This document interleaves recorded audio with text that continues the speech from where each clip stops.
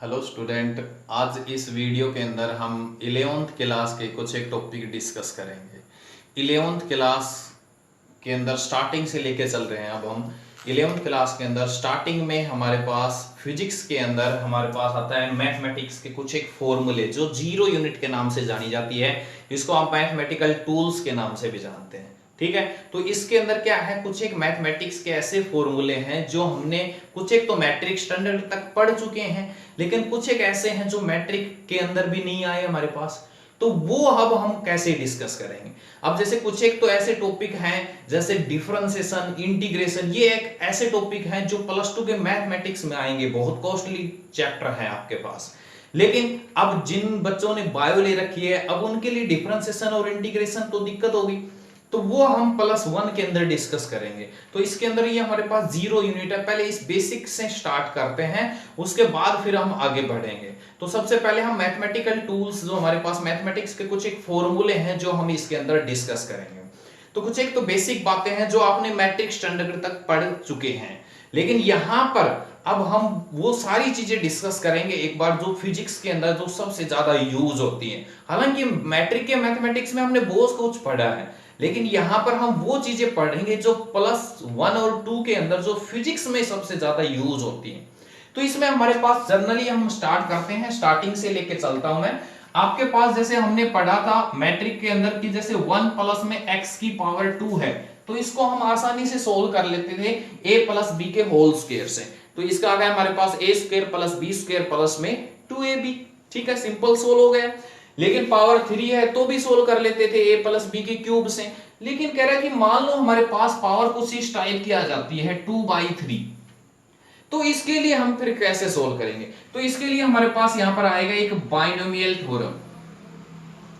Binomial theorem के नाम से जानी जाती है इसके अंदर एक टॉपिक। ठीक है, जो हम इसके अंदर हम डिस्कस करेंगे। क्या है बाइनोमियल थ्योरम। कह रहा है जैसे मान लो हमारे पास कुछ इस टाइप से दिया हो 1 प्लस में x की पावर n, तो इसको आप कैसे लिखेंगे। इसके लिए एक्सप्लेनेशन होता है 1 प्लस में nx प्लस में n into n minus 1 x square by factorial 2 plus में सोन ऑफ 2 ऐसे चलते जाएंगे n into n minus 1 n minus 2 x की क्यूब बाई फैक्टोरियल 3 ऐसे चलती जाएगी। ठीक है, अब कहोगे सर इतनी लेंथी कैसे याद करें हम। तो यहां पर फिजिक्स में इतनी लेंथी याद करने की जरूरत नहीं है। हमें सिर्फ फिजिक्स में यहां पर इसके 2 स्टेप यूज करने हैं। 1 प्लस में nx, मतलब सीधा सा हम याद करेंगे इसमें कि जो पावर है उस पावर को सेकंड टर्म के साथ मल्टीप्लाई कर ले, बस इतना करना है। हमें ज्यादा एक्सप्लेनेशन नहीं करना है इसके अंदर, क्योंकि इसमें इस टाइप के ही जो दिक्कत आ जाती है, जैसे ये पावर होगी 2/3, तो इस टाइप के जो क्वेश्चन है ना उन्हीं को सोल्व करने के लिए हम इसका यूज करते हैं, और बाकी रेगुलर यूज नहीं करते हैं, क्योंकि इसमें जो हमारे पास रिजल्ट आता है वो अप्रोक्सीमेट आता है, एक्यूरेट नहीं आता है। तो जैसे 1 प्लस में x की पावर हो गया 2/3 मैंने बताया, तो इसको आपका पास सॉल्यूशन क्या हो जाएगा 1 प्लस में 2/3x, बस इतना होगा आपके पास। समझ में ये बात। अब इसी के अंदर अगर मान लो ऐसे भी आ गए 1 प्लस में x की पावर -7/5, तो वही बात है, जो भी पावर है कुछ भी हमें नहीं देखना है, जो भी पावर है उसको सेकंड टर्म के साथ मल्टीप्लाई कर दो, दैट फिनिश। समझ में आई बात, क्लियर है। तो ये थी हमारे पास इसके अंदर बाइनोमियल, जिसमें हमें इस टाइप का जैसे मिल जाएगा आपके पास कि हमें इसको कैसे सोल्व करें। तो इस टाइप के अंदर हम बाइनोमियल का यूज करेंगे। इसके अलावा हमने राइट एंगल ट्राइंगल के बारे में अच्छी तरह से पढ़ा है, खूब अच्छी तरह से यूज होते हैं ये फिजिक्स के अंदर। जो टूल्स हैं ये आपके पास खूब यूज होते हैं इसके अंदर। जैसे ये हमारे पास एक राइट एंगल ट्राइंगल है, इसके अंदर ये हमारे पास क्या हो जाएगा, परपेंडिकुलर होगा। ये क्या होगा आपका बेस होगा, ये क्या होगा आपका हाइपोटेन्यूज हो जाएगा। ठीक है, ये आपका एंगल होता है 90 का। ठीक है, आई बात समझ में। ये चीजें बेसिक है, खूब हमने मैट्रिक में पढ़ी है, लेकिन पहले बता रहा हूं फिजिक्स में बहुत ज्यादा यूज होती है इनका। ठीक है, तो अब इसी के अंदर मान लो हमें साइन थीटा निकालना पड़ जाए, एंगल आपके पास थीटा दे रखा है, तो हमारे पास साइन थीटा क्या हो जाएगा। इसमें साइन क्या होता है भैया, ये आपको याद रखना पड़ेगा, परपेंडिकुलर अपॉन में हाइपोटेन्यूज, परपेंडिकुलर अपॉन में हाइपोटेन्यूज। ऐसे ही कोस क्या होता है आपके पास, कोस के बारे में पता होना चाहिए। कोस क्या हो जाएगा, बेस अपॉन में हाइपोटेन्यूज। tan क्या हो जाएगा हमारे पास, परपेंडिकुलर अपॉन में बेस। समझ गए बात को?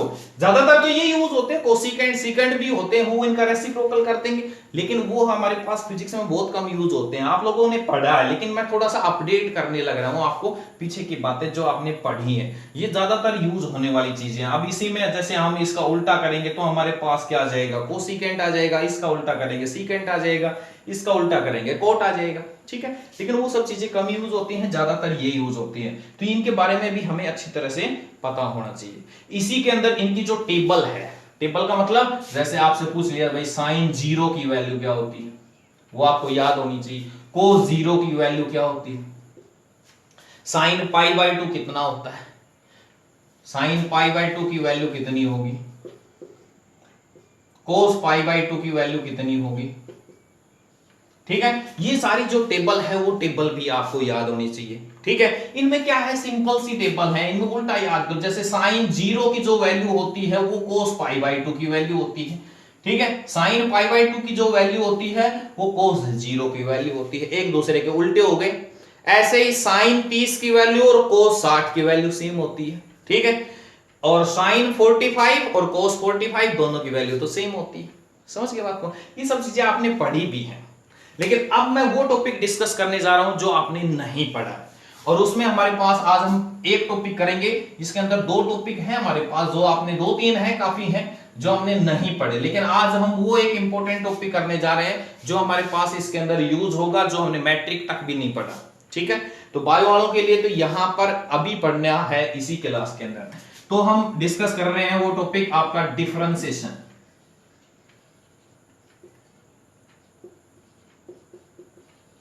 डिफरेंशिएशन ये हमारे पास टॉपिक है, ठीक है। किसी भी कोई भी आपके पास क्वाड्रेटिक इक्वेशन दे रखी है, उसका डिफरेंशिएशन कैसे करेंगे? तो देखिए ये हमारे पास फॉर्मूला होता है d/dx इनटू में x की पावर n, इसका हमें डिफरेंशिएशन करना है, ठीक है। तो इस d, यहां पर ये जो d लगा हुआ है, ऐसी कहीं भी क्वाड्रेटिक इक्वेशन के साथ में d लग जाए, इस d का मतलब होता है डिफरेंशिएशन करना है, ठीक है। और dx का मतलब हो गया differentiation with respect to x करना है, ठीक है। अब करेंगे कैसे, करने का क्या तरीका है? तो करने का ये तरीका बिल्कुल सिंपल सा, जो भी पावर होगी उस पावर को आगे लेके आ जाएंगे और उस पावर में से 1 माइनस कर देंगे। ये होता है हमारे पास डिफरेंशिएशन करने का तरीका, ठीक है। आई बात समझ में? जैसे मैं जनरली एक एग्जांपल लेके चल रहा हूं कोई भी क्वाड्रेटिक इक्वेशन का, d और dx, जैसे ये हमारे पास x स्क्वायर प्लस में 9x प्लस में 3, इसका डिफरेंशिएशन करना है।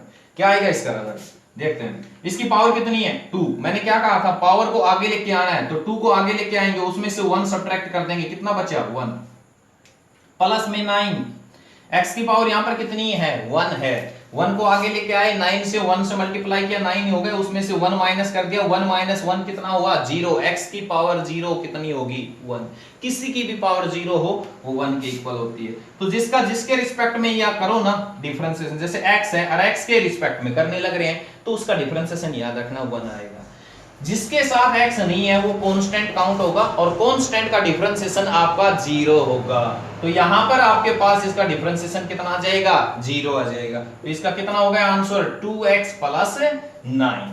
समझ में आई बात, क्लियर है? ऐसे यहां पर से कोई भी हो, एबीसीडी में 26 अक्षर होते हैं, x y z t कुछ भी आए यहां पर सभी का डिफरेंशिएशन यही होगा d और dt। ये हमारे पास आ गया t की power 3/2 plus 9 root T plus 36, ये आ गया हमारे पास। इसका करो डिफरेंशिएशन, इसका कर दो, सेम वही प्रोसेस है हमारा। पावर जो है वो आगे आ जाएगी, 3/2 आगे आ गया, उसमें से 1 माइनस कर दीजिए, 1 माइनस करेंगे पावर कितनी बच गई हाफ, ठीक है। 3/2 में से 1 माइनस कर दो। ऐसे ही 9 रूट टी का मतलब क्या होता है t की पावर 1/2, इसका कर लो, पावर आगे लेके आ जाओ और उसमें से 1 माइनस कर दो, हाफ में से 1 माइनस करेंगे कितना हो जाएगा माइनस हाफ, तो कितना हो गया 9/2 t की पावर माइनस हाफ। ऐसे 36 के साथ t नहीं है तो कांस्टेंट हो गया, और कांस्टेंट का डिफरेंशिएशन क्या हो गया 0, फिनिश। समझ में आई बात, क्लियर है? तो ये था आपके पास इसी के अंदर सिंपल डिफरेंशिएशन। इसके अंदर एक इसका रूल और है, वो और मैं डिस्कस कर रहा हूं, जिसको हम प्रोडक्ट रूल बोलते हैं। जैसे मान लो हमारे पास दो कोफिशिएंट आ जाएं, ठीक है, कुछ एक इसके अंदर फॉर्मूले भी है डिफरेंशिएशन को जो आपको याद रखने पड़ेंगे। जैसे differentiation of sin x, differentiation of sine x, अगर हम एक्स के ही रिस्पेक्ट में कर रहे हैं तो डिफरेंशिएशन साइन एक्स का क्या हो जाएगा, कोस एक्स। ऐसे कोस एक्स का डिफरेंशिएशन वो क्या हो जाएगा आपके पास, माइनस साइन एक्स। तो ये क्या है, कुछ एक फॉर्मूले हैं जो आपको बुक के अंदर दे रखे हैं, वो आपको याद रखने हैं। ऐसे tan का करेंगे सीकेंड स्क्वायर एक्स, ठीक है, आई बात समझ में। तो ये तो कुछ एक फॉर्मूले हैं जो आपको याद करने हैं। लेकिन कई बार क्या होता है, ऐसे दो कोऑर्डिनेट एक ही, जैसे हम डिफरेंशिएशन कर रहे हैं एक्स के रिस्पेक्ट में, अब वहां पर एक ही टर्म के दो दो कोफिशिएंट आ गए, तो उसके लिए हमारे पास एक रूल है, प्रोडक्ट रूल। उसको और एक बार मैं डिस्कस कर रहा हूं, फिर उसके बाद आगे हम डिस्कस करेंगे। तो जैसे हमारे पास ये आ गया, दो है आपके पास कोफिशिएंट हैं, ठीक है, u एंड v हम नाम दे देते हैं उसका, ठीक है। तो इसका डिफरेंशिएशन क्या होगा, तो फर्स्ट इंटू में सेकंड का डिफरेंशिएशन प्लस में सेकंड इंटू में फर्स्ट का डिफरेंशिएशन, ये रूल होता है, ये आपके पास तरीका होता है। तो अभी जैसे मैंने अभी डिस्कस किया, जैसे हम एक क्वेश्चन लेते हैं सिंपल सा, d over dx x sin x। अब यहां पर देखिए x के दो कोफिशिएंट हो गए, एक ये होगा एक ये होगा, तो एक को नाम देंगे फर्स्ट, एक को सेकंड, मतलब जैसे एक को नाम दिया था u, एक को दिया था v, ऐसे एक का फर्स्ट एक का सेकंड हो गए। तो इसका हम करते हैं, तो क्या हो जाएगा भाई, फर्स्ट इंटू में सेकंड का डिफरेंशिएशन, अभी मैंने बताया था sin x का डिफरेंशिएशन क्या हो जाएगा, cos x, प्लस में सेकंड, सेकंड कौन हो गया sin x, इंटू में फर्स्ट का डिफरेंशिएशन, फर्स्ट कौन हुआ अब x, तो x का डिफरेंशिएशन कितना हो जाएगा, इंटू में 1, तो ये आ गया हमारे पास। ये तो बहुत कम यूज होता है, सिंपल डिफरेंशिएशन ही आपके पास यूज में होते हैं, ठीक है। तो इस प्रकार से अगर प्रोडक्ट मतलब एक के दो दो कोफिशिएंट अगर आ जाए हमारे पास, तो उसके लिए हम ये रूल अप्लाई करेंगे इसके अंदर, अगली बात समझ में। तो ये था हमारे पास डिफरेंशिएशन। नेक्स्ट टॉपिक के अंदर हम इसके इंटीग्रेशन वगैरह लॉग के कुछ एक और मैथमेटिकल फॉर्मूले हैं वो डिस्कस करेंगे। आज के लिए इतना ही, thanks, have a nice day.